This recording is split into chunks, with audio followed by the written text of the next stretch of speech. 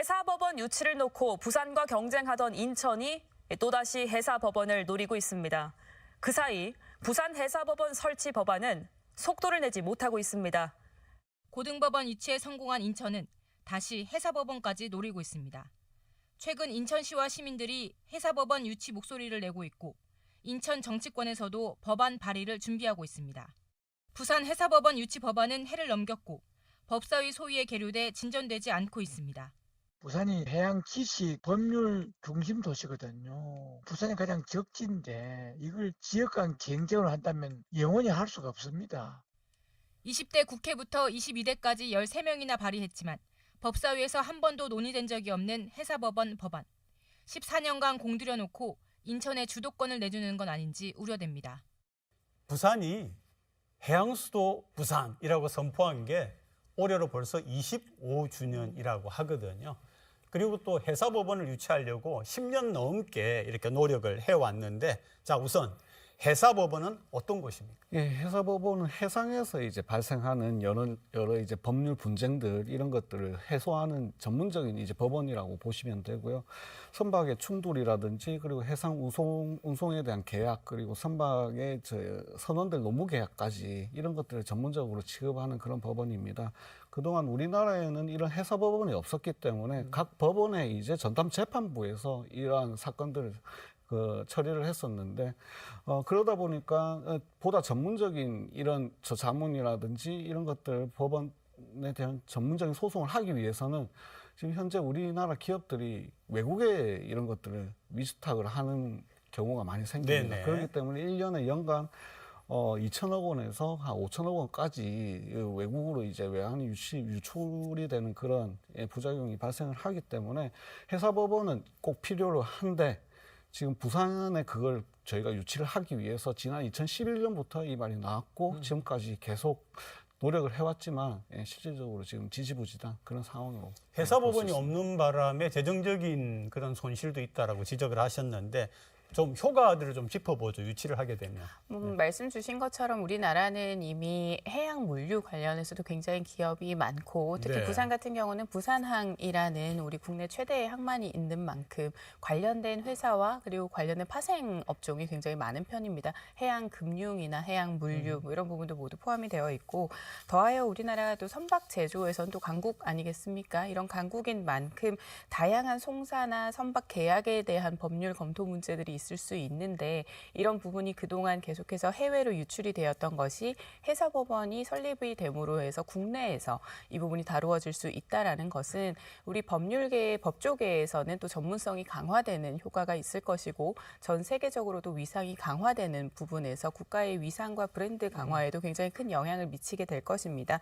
특히 우리 부산 같은 경우는 앞서 말씀 주신 것처럼 해양 클러스터, 해양 도시 이런 부분에도 굉장히 많이 심혈을 기울여 온 만큼 해양 금융이나 해양 보험, 해양 중재 이런 부분에도 산업이 좀 확장될 수 있기 때문에 부산 자체에 대한 경쟁력도 좀 강화할 수 있는 효과가 기대가 되는 만큼 이 지역 경제 활성화 차원에서도 반드시 필요한 아젠다입니다. 인천이 해사법원 유치에 이제 좀 본격적으로 뛰어든 그런 감이 드는데요. 인천은 어떤 점을 그러면 강점으로 앞세우고 있습니까? 일단 인천 같은 경우에는 인천 공항과 항만이 이제 인접해 있다 이런 이점과 그리고 해운 회사들의 60% 이상이 지금 그 서울에 본사를 가지고 있다는 이런 이점을 내세워서 결국에는 그 주변 인프라와 연계를 할 수 있다는 점을 내세워서 해사법원을 지금 이제 유치를 하려고 하는 계획입니다. 결국에는 앞서 말씀 주셨지만 이렇게 이제 수도권 위주로 이제 계속 이런 기관들을 유치를 한다는 이런 논리 자체가 지금 국가 균형 발전에 대한 그런 정책과 이제 상반되게 이제 가는 부분들이 있고 부산 같은 경우에도 지금 이미 부산이 처음으로 이제 해사법원 유치에 뛰어든 만큼 그만큼 공론화의 과정도 지금 부산이 선제적으로 지금 진행한 상태입니다. 그리고 부산에 지금 그 해운이나 조선, 해양, 금융 같은 이런 인프라들도 지금 어느 정도 구축이 되어 있고 그거에 대한 전문 인력 또한 지금 부산이 전국에서 최고로 지금 가지고 있는 그런 상황이기 때문에 다만 지금 정치라든지 지금 중앙 권력의 이전에 대한 부분들이 지금 여의치 않은 상황이기 때문에 부산에서 좀 더 노력을 기울여서 이제 전략적으로 간다면은 해사법원에 대한 필요성을 충분히 어필할 수 있다고 생각을 합니다. 지금은 설명 들어보니까 인천도 내세우는 강점이 그냥 흘려서 들을 그런 건 아니거든요. 분명히 강점이 있다고 보는데 부산은 확실하게 강점을 정리를 해가지고 경쟁에 본격적으로 해서 쟁취를 해야 되는데 부산의 강점. 인천에서 내세우는 강점보다 다 부산이 우위에 있습니다. 아, 네, 그러니까 우선은 부산항 같은 경우는 국내 최대 항만이고 세계 2위의 환척항, 뭐 이렇게 7위의 컨테이너 물동량 처리, 뭐 이 부분에 대해서는 너무나 명실상부하고요. 가덕 신공항까지도 이제 개항을 앞두고 있기 때문에 사실상 이 물류나 해양 물류에 대해서는 그 규모와 그 쿼트로포트든 트라이포트든 이렇게 연계되는 지점에서는 훨씬 더 우위에 앞서 있다라고 생각을 합니다. 더하여 우리 부산 같은 경우는 해양대학교를 포함해서 관련된 인재들과 또 지방 변협에서도 계속해서 준비를 해왔던 만큼 법조인들의 굉장히 전통 있는 그런 전문성들이 이 해사법원과 연계해서 계속해서 강조가 되고 있다라는 지점.